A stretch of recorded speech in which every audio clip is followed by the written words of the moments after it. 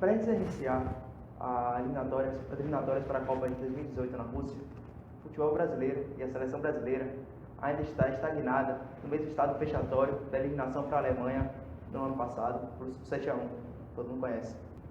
A gente precisa mudar, mas para isso vocês precisam entender melhor os problemas do futebol brasileiro, para deixar vocês com aquela sensação de revolta das frustrações recentes faça ser vida. Gol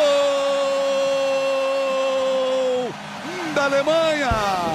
Mas o problema é o 7-1. O Brasil hoje foi uma bagunça, uma grande bagunça, por conta do desconhecimento do adversário e do desconhecimento do que é o futebol hoje. Havia uma expectativa que alguma coisa mudasse, não mudou nada. Houve uma série de amistosos que muita gente se empolgou e chegou a Copa América e o Brasil foi ridículo. A gente precisa mudar isso, cobrar e deixar de lado a pachequice que atrapalha tanto a seleção brasileira quando ela vai para campo. Se você aponta um defeito, se você constata que tem um problema, você não é brasileiro, você não é patriota. 7-1. 7-1. Tá martelando, não tá? Bom, eu listo um dos principais problemas do futebol brasileiro hoje: a falta de esquema tático dos jogos, uma falta de uma geração de talentos, falta de jogadores melhores e principalmente falta do estádio cheio, que aqui no Brasil é estádio vazio. Para iniciar, gostaria de tocar no ponto do esquema tático. Por quê? Os jogos do Campeonato Brasileiro são marcados essencialmente por esquemas táticos fixos, posições fixas. O que é isso? O ponta direita é sempre ponta direita, o ponta esquerda é sempre ponta esquerda. Não há uma inversão, não tem um jogo para atrapalhar o adversário. Assim, e também, algo muito forte, é o fato dos treinadores. Bom, os treinadores do Brasil são extremamente desqualificados. Você pode procurar na Europa, não acha um treinador brasileiro. Ou eles estão aqui no Brasil, vivendo um contínuo rodízio de treinadores entre os times, quando não consegue resultado, sai, vai para outro e fica rodando. Ou vai para fora do país, treinar em países onde não tem cultura do futebol, onde eles só vão para promover. Lugares como Índia, China, por exemplo. Também, os jogos são marcados pelas jogadas individuais. Mas muitas vezes não é o jogo, não é individual do atacante que dribla o zagueiro, mostra seu talento. Muitas vezes também é falta do zagueiro ter uma falha absurda e deixar a bola limpa para o atacante fazer o gol. E eu digo o seguinte: o que mais atrapalha o futebol brasileiro é o lema do só vale quem chutou a bola, só sabe quem chutou a bola. Isso não é verdade. Falam alguns jogadores falam que o problema são os autores que tomaram conta do futebol. Mas esse não é o problema da Alemanha, que revolucionou seu futebol e hoje é uma das maiores potências. Todos os treinadores que eu converso, eles querem saber mais. Mas o que não pode é que quando você pergunta o que você fez para melhorar o seu conhecimento, o cara diga para você: eu fiz um estágio de uma semana com fulano. Amigo, ninguém com estágio de uma semana é como se você vai para um curso de 4 dias e vira treinador de futebol e ganha um diploma. Essa fala marca muito isso, porque o treinador brasileiro é o rei do estágio. Nas férias ele aproveita, vai para a Europa, passa 1 ou 2 semanas, aprende um pouco de alguma peculiaridade de um jogo do Barcelona, um jogo de times top da Europa, mas eles aprendem superficialmente. Ele volta aqui para o país, tenta replicar isso. Ele pode até conseguir, mas é comum que em 6 meses aquela formação acabe não dando mais certo. Ele não tem a base daquilo, ele não sabe nem por que ele está fazendo isso. Ele acaba voltando para o jogo medíocre que ele fazia antes. Uma prova disso é que se você olhar as 5 grandes ligas europeias, não tem um treinador brasileiro. Tem treinadores sul-americanos, isso não falta lá. Argentinos, chilenos, como esses que eu estou mostrando. E os brasileiros estão aonde? Estão aí. China, Índia, Japão, Emirados Árabes, e não são poucos.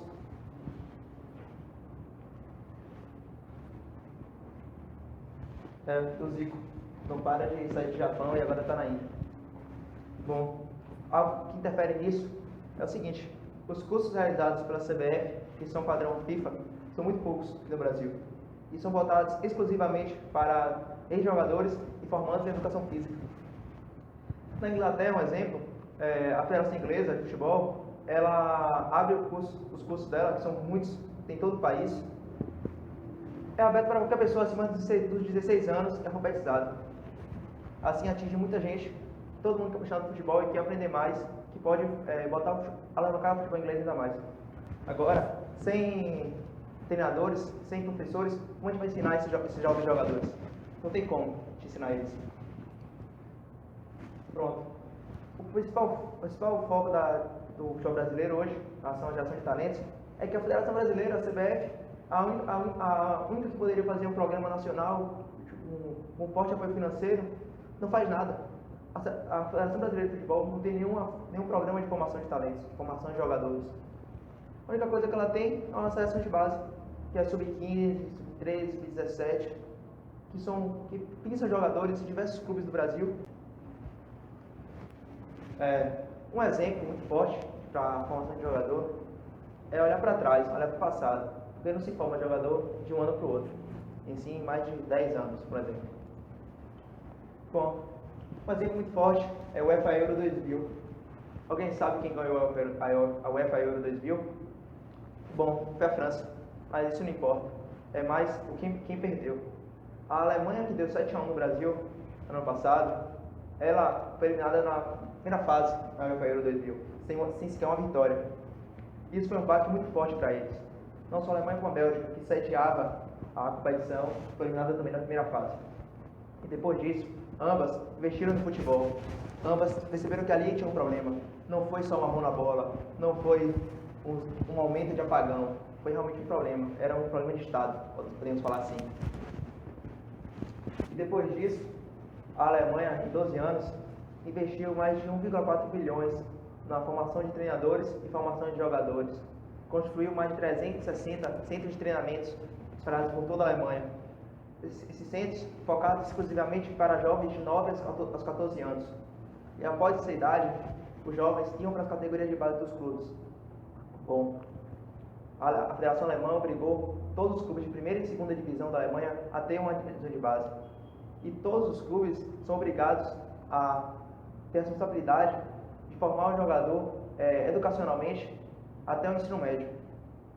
Porque assim, o jovem que talvez não vire profissional, não consiga se estabelecer no mercado do futebol, ele tenha um futuro melhor, ele possa ir para a vida acadêmica e não ficar amargurado por não ser jogador, que acontece muito no Brasil. Além disso, o que mais inovou na Alemanha foi o fato dos jogadores rodarem as posições. Bom, na base, os jovens, eles jogavam todas as posições.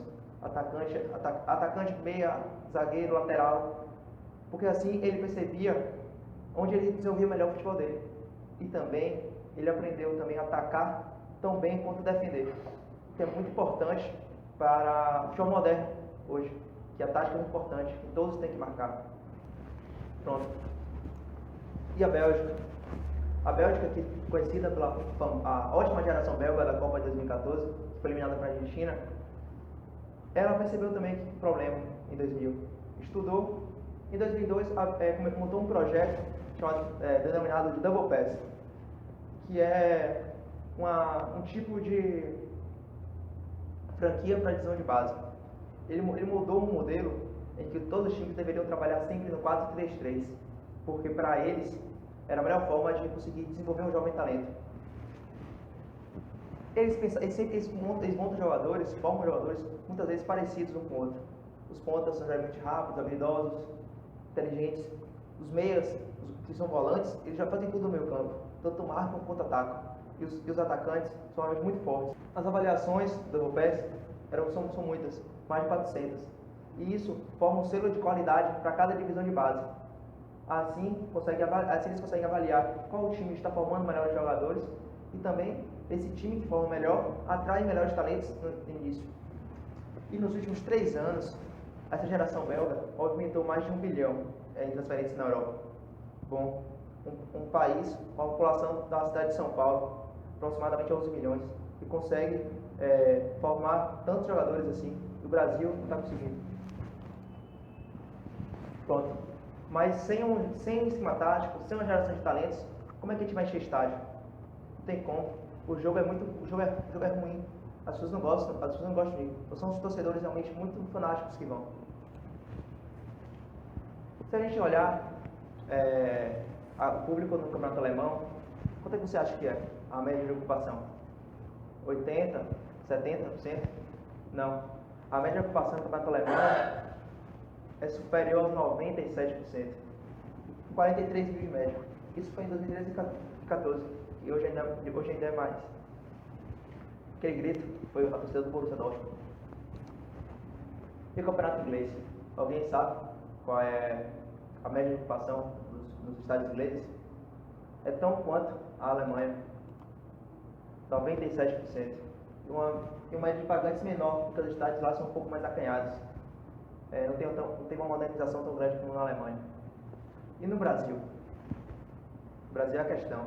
Esse ano, no Campeonato Brasileiro de 2015, nós estamos com a média de ocupação de cerca de 40%. Chega a ser ridículo os números alemães. Tem uma média de pagantes que passa de 17 mil. Esse número é até bom. Em anos anteriores, a média de ocupação era em torno dos seus 35%. Mas isso não é só por causa que o jogo é ruim, mas também porque o ingresso do Brasil, segundo estudos, é o mais caro do mundo. Mas isso não é só o preço em si do ingresso. É uma relação entre o preço do ingresso e o salário mínimo do país. No Brasil, por exemplo, o torcedor do Cruzeiro que quer assistir seu time precisa trabalhar 10 horas, 18 minutos para comprar um ingresso mais barato. Enquanto na Alemanha, o torcedor do Bayern de Munique precisa trabalhar 1 hora e 48. Gol da Alemanha. Chega a ser ridículo. Um torcedor do Bayern de Munique pode assistir 4 jogos no mês e vai precisar trabalhar o mesmo que o torcedor do Cruzeiro precisa para assistir um jogo. Por isso que os estádios são superlotados.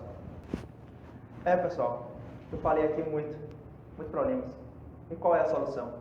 Inovar e criar algo de valor é bom, mas copiar algo que já existe é mais prático, disse Jorge Paulo Lemann, o homem mais rico do Brasil. Então, se a gente pegar o que tem de melhor na Bélgica, o que tem de melhor na Alemanha, e dar um toque brasileiro, adaptar a nossa realidade, pode funcionar muito bem. E é isso que eu estou aqui propondo para vocês. É o futebol de valor. Pronto. Como é que isso funcionaria? Inicialmente, teria um investimento muito forte na formação de treinadores. Pegaria os jovens que estão se formando em faculdades, pessoas que estão realmente a fim de desenvolver no futebol, capacitaria eles, porque eles passariam o que tem de mais novo para os jovens e conseguir formar melhores jogadores. Após isso, a formação do que eu falo do Centro Educacional Esportivo, que é pegar os jovens de 10 a 12 anos, fazer um tipo de pendente estendido, onde eles passariam um mês treinando para ver realmente quem é bom, quem tem mais talento, valorizando principalmente o talento, a parte técnica, não só a força física. Assim, os jovens seriam formados educacionalmente e tecnicamente. E ele, no futuro, poderia se transformar em um grande ídolo para o país. Porque ele seria um jogador que é ídolo. O jogador hoje já é ídolo no país. É normal você ver um Neymar, um Oscar, Davi Luiz. São ídolos no país por jovens. E se ele tiver uma base educacional melhor, ele vai conseguir passar essa mensagem que a educação é a chave de mudança para todas as classes. Assim, como eu falo, a gente incentivaria os jovens a estudar mais. Isso poderia mudar o país de uma vez por todas. Pronto, como a gente atenderia todo mundo? Sede nas principais cidades, as capitais e algumas cidades do interior com uma certa população. Como isso vai atingir os clubes? Posso falar? Quando os jovens eles forem se formando, estiverem formando ensino médio, aconteceria uma Copa com todas as sedes do Brasil envolvidas. E assim, E após a competição, teríamos campeões e tal, a gente conseguiria ver realmente quem é bom, quem fez uma ótima competição. E no final dela, ocorreria um tipo de sorteio entre os clubes da Série A, Série B e Série C do país. Como assim? Esses clubes seriam sorteados e poderiam escolher os jogadores. E esses jogadores iriam para os clubes com um elevado nível técnico, um elevado nível tático, E isso alavancaria o nível do jogo praticado no país, porque não seriam só jovens, seriam os treinadores que passariam também pela capacitação e poderiam, depois de um certo tempo, ingressar nos clubes. Alavancaria o nível técnico que é jogado no país. E isso faria o quê? Isso faria que o nosso jogo aumentasse, a nossa seleção seria melhor.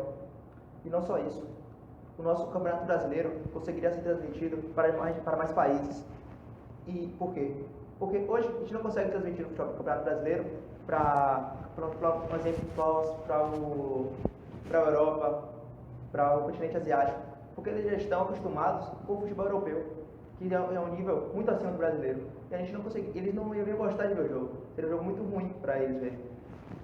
E se nosso nível aumentar, a gente vai conseguir transmitir para fora, vai aumentar as cotas de televisão, os clubes vão ter mais dinheiro, assim eles poderiam investir mais e manter mais esses craques no país.